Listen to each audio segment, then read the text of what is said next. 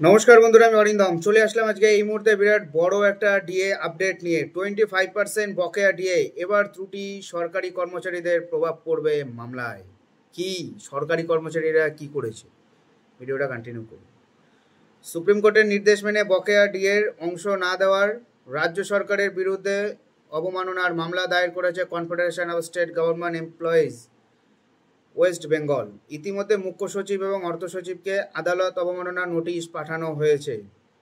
Confederation of state government এমপ্লয়িজের সাধারণ সম্পাদক মলয় মুখোপাধ্যায় জানিয়েছেন, গত 30শে জুন সংগঠনের তরফ থেকে নবান্নে গিয়ে আদালত অবমাননার নোটিশ দিয়ে আসা হয়েছে। তবে সেই চিঠি নিয়ে এবার বড় আপডেট সামনে আসলো। চিঠিতে ছিল ছোট্ট একটা গলদ, তাই এবার সামনে আসলো। জানা গেছে অবমাননার নোটিশ মুখ্য সচিবের মুখ্য সচিব মনোজ পান্থের নামে বানান ভুল ছিল। এই নিয়ে অনেক সরকারি কর্মচারী কনফেডারেশনের দৃষ্টি আকর্ষণ করেছিল।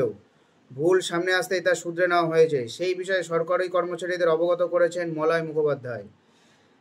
ফেসবুক পেজ পোস্ট করে মলয়বাবু জানিয়েছেন, ডিএ মামলা অবমাননায় মাননীয় মুখ্য সচিব মনোজ পান্থের নামের বানানটি ঠিক করে দেওয়া হয়েছে। অনেক কর্মী বন্ধু জানতে চেয়েছিল ভুলটি ঠিক হয়েছে কিনা, সেই কারণে পোস্টের মাধ্যমে তা জানানো হলো। পঞ্চম পে কমিশনে বকেয়া ডিএর 25% দেয়নি রাজ্য সরকার, উল্টে আরও 6 মাস সময় চেয়ে ফের শীর্ষ আবেদন করেছে রাজ্য সরকার। যা নিয়ে ক্ষোভে ফুঁসছেন সরকারি কর্মচারীরা।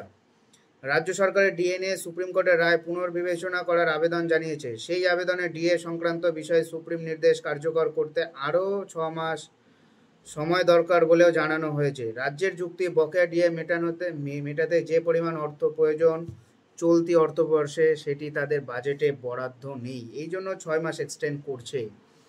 সো বন্ধুরা, এটাই হলো আজকের আপডেট। এরকম আপডেট পাওয়ার জন্য চ্যানেলটা সাবস্ক্রাইব করে আমাদের পাশে থাকুন। দেখা হচ্ছে পরের ভিডিও। ভালো থাকুন সবাই। নমস্কার, জয় হিন্দ, বন্দে মাতরম।